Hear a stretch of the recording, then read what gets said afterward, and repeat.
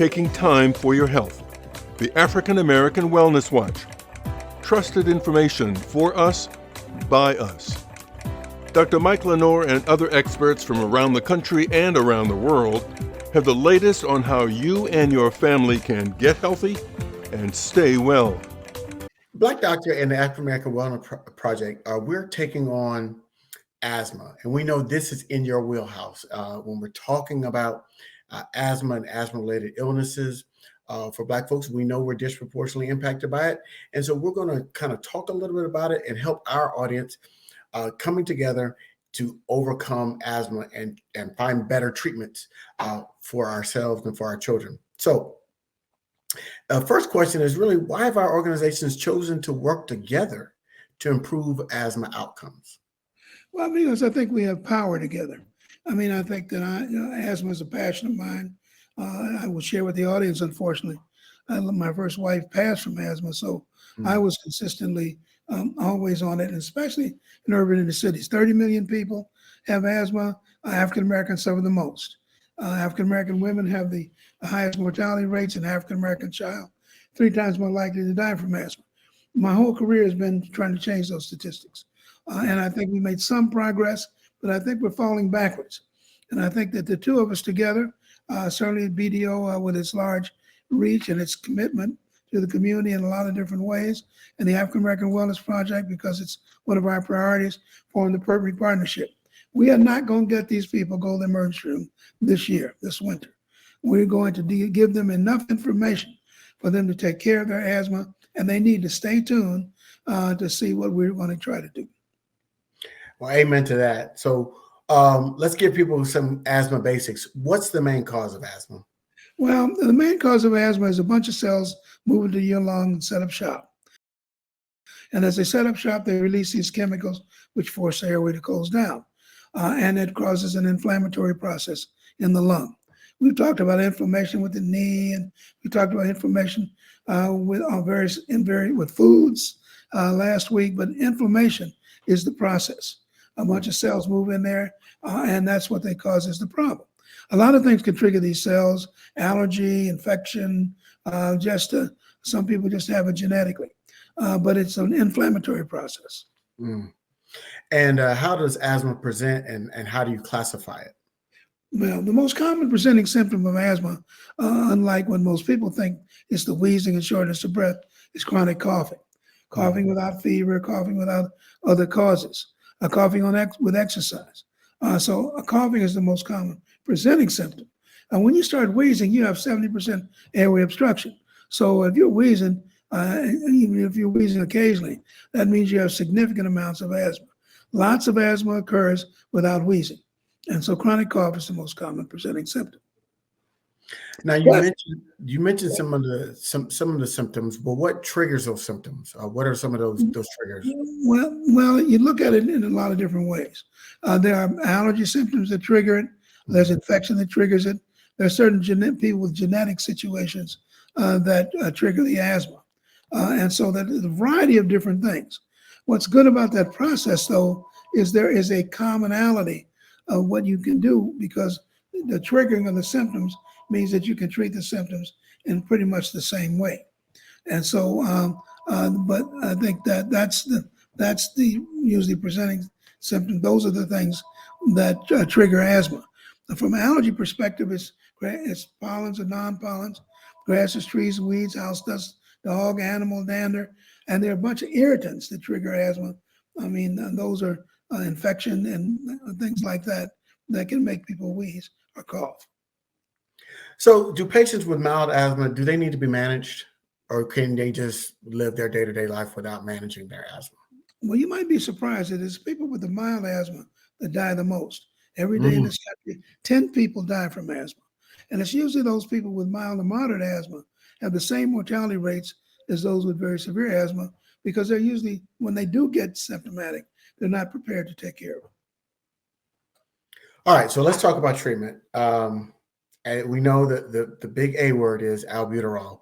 Is albuterol overutilized? Albuterol is not a treatment for asthma. It is a manager of symptoms. And those people who overuse albuterol tend to have worse outcomes. they're in the emergency room more, they die more often. So if you're using albuterol and, God forbid, primatine mist on a regular basis as your main management for asthma, you're at greater risk. And so those kids that I've had who have died from asthma had mild to moderate symptoms.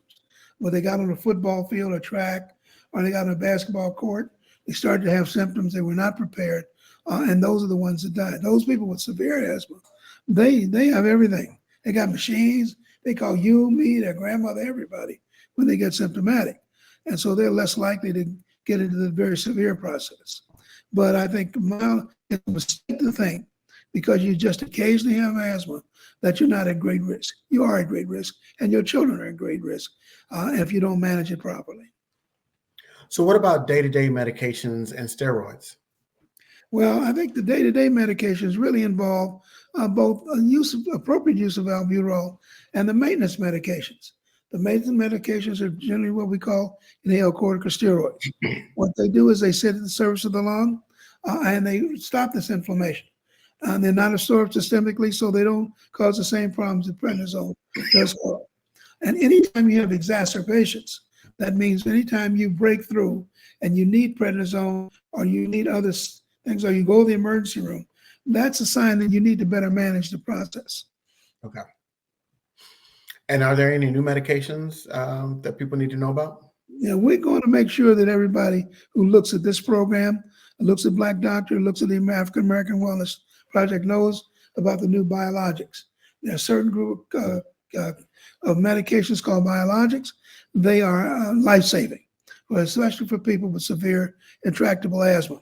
What's so terrible is not terrible, but what's so common is that African Americans don't get access to these drugs until very late in the game. But we are going to change that. Well, I'm looking forward to the continuation of this project. And so I want everybody to keep on the lookout for, we got more things coming. We've got more Facebook Lives, articles, more information coming out about how you can protect yourself and your family from the detrimental effects of asthma. Dr. Lenor shared earlier, it can be life-taking. And so, we always say when you can't breathe, nothing else matters. So we're going to make sure we all breathe. We're going to have a series where we're going to talk to you about your asthma. We're going to offer opportunities for you to tell us about what's going on in your life and how your asthma is being treated. We're going to give you as much information as we possibly can. Our intent is to cut emergency room visits and hospitalizations of people that look at blackdoctor.org or the African American Wellness Project in half. Yes. So we're going to be on you. We're not going to allow you to kind of sit around and just kind of casually take bad medicines and then end up in the emergency room with you and your children. We are determined. We're going to do a poll before we start to see who's been in the emergency room, who's been in the hospital. We're going to be a poll, and when we finish. And if we don't cut that in half, I'm going to cry. You don't want to see a grown man cry. I promise you, please. Follow the instructions. I've cried for the same reasons other grown men cried. But this time we're going to be talking about asthma. So look forward to our series of programs that are a combination or a collaboration between the African American Wellness Project and blackdoctor.org. We're going to cut your visits to the emergency room and the hospital in half. So you go outside, you tell your friends, your neighbor, your grandmother that we are going to be on the case. And we expect you to join us as we try to make that happen.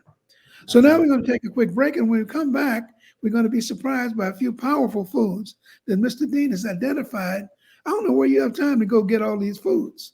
When I go to the grocery store, I'm trying to get a couple of things and get out of there. But I'm trying to live. I got to eat healthier. I got to, We're going to tell people about some of the foods that are more powerful than you think right after this break.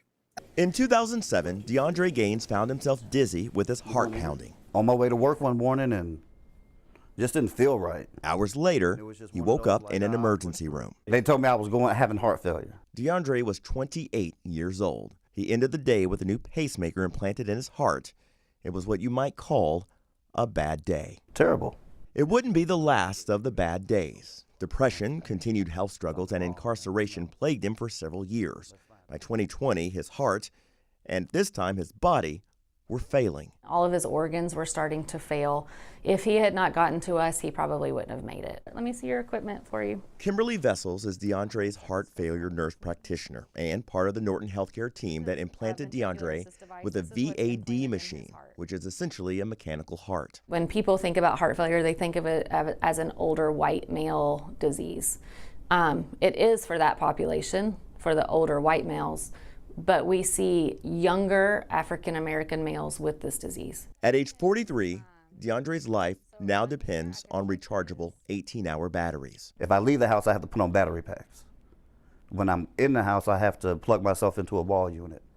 You know, that was an adjustment of his own, you know, of not being able to get up and go the way I want to go. Happy and spending as much time as he can with his 4 kids, DeAndre and his medical team know time is part of the concern. The average life expectancy is 75. I have to be able to get you to 75 in some way or another. And an artificial heart pump at the age of 40 is going to be difficult to get them to 75. Medically, DeAndre's next hope is for a heart transplant. But the hope of his current heart, both authentic and metal, is that others don't make the same mistake of ignoring the early warning signs of high blood pressure. Go get checked. That's about it. Just go. Doesn't matter what it's about. Just self-care is the best care. Go and get yourself checked out. Absolutely.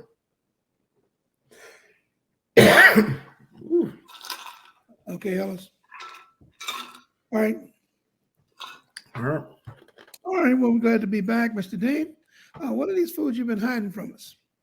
So you know what, Doc? And admittedly, in full disclosure, when I was doing the research for this portion of the show, I was like, okay, I was so excited to find about these foods, but I already knew about these foods. I didn't know how good they were for the body. So these are 3 foods that you've already known about. They may be in your house right now, but you don't know how good they are for you. So the first one is Brussels sprouts. Like, yes, Brussels sprouts, the little mini cabbages that I did not know that Brussels sprouts are the cancer-fighting Jedi. That's what they were described. So they've got one compound that's called Synegrin that's in Brussels sprouts. It causes cancer cells to self-destruct. Think about that. It is a cancer-fighting food. And many people, you can get Brussels sprouts anywhere. They're very, very common in your local grocery store, but they are very, very good for you. So Brussels sprouts, cancer-fighting Jedi, just remember that. The second food is mushrooms, all types of mushrooms. And mushrooms improve the immune system. They reduce the risk of colon, stomach, and prostate cancer, right? So we talk about mushrooms, right? Just mushrooms that you cut on your salad and you put in your food.